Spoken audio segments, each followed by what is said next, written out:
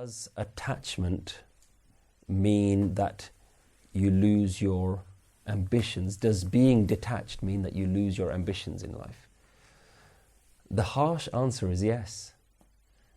And the reality is all of society has trained us to be ambitious, to be reaching for the stars. The whole of society has encouraged an attachment lifestyle. But this isn't in line with the detachment lifestyle, which says, why am I going to chase after something that isn't going to last? And now think about why we have desires. Think about why we're ambitious. More often than not, our ambition is based on a false sense of happiness. We think that happiness will happen when we get those things. That's why we're ambitious, to reach those things.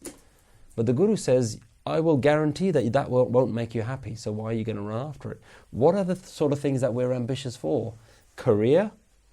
Career ultimately leads to more money. More money leads to more possessions. And then we think better career, better status, better respect that people give us will give us job satisfaction and life satisfaction. So what your ambitions are for is ultimately to reach something called satisfaction. The Guru says, well, what if I could give you satisfaction now?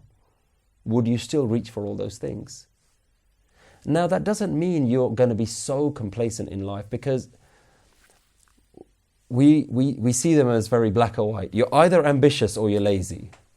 I don't think we're talking about either. You don't have to be ambitious in order to be detached or attached. You don't have to be lazy to say that I don't attach myself onto the universe because the world is just going to fade away. There is just a way of allowing the scenarios to unfold. Like if you're going to sit an exam, you might as well do that fairly well. If you have to sit the exam because you know it means I get into a university. University means I get a good degree and it means I get a job, which means I get a way of living. Now those aren't crazy ambitions, they're just quite realistic ambitions. What is discouraged is when you go so far based on the fact that you've got this kind of almost addiction with materialism. Like you're just your ambition is that I want to drive a Ferrari and I want to own this and I want to live in a penthouse suite in the middle of New York. And do you see, when you start saying, now society will tell you those are great ambitions. Yeah, go for it. You go for it. Fantastic. And we'll cheer you all the way. But then what? Let's say you reach every single one of your dreams. Do you think the richest people in the world are the happiest people in the world? Do you think the ones that have succeeded in their careers are the happiest people in the world? Because you're doing all of those things because of a false sense of satisfaction.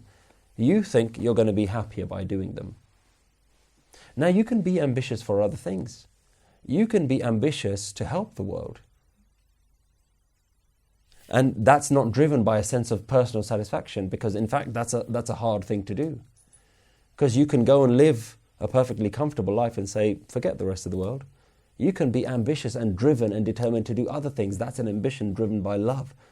You are already fulfilled. You're saying, my life is pretty good right now. I'm not trying to satisfy my life. I can try and help other people.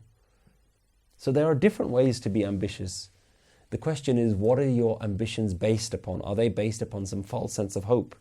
And if they're based on a false sense of hope that I'm going to be happy tomorrow, Guru says, I can show you a way to be happy right now. So it's not a question of, should I be ambitious or not? The question is, what's the driving factor behind that ambition?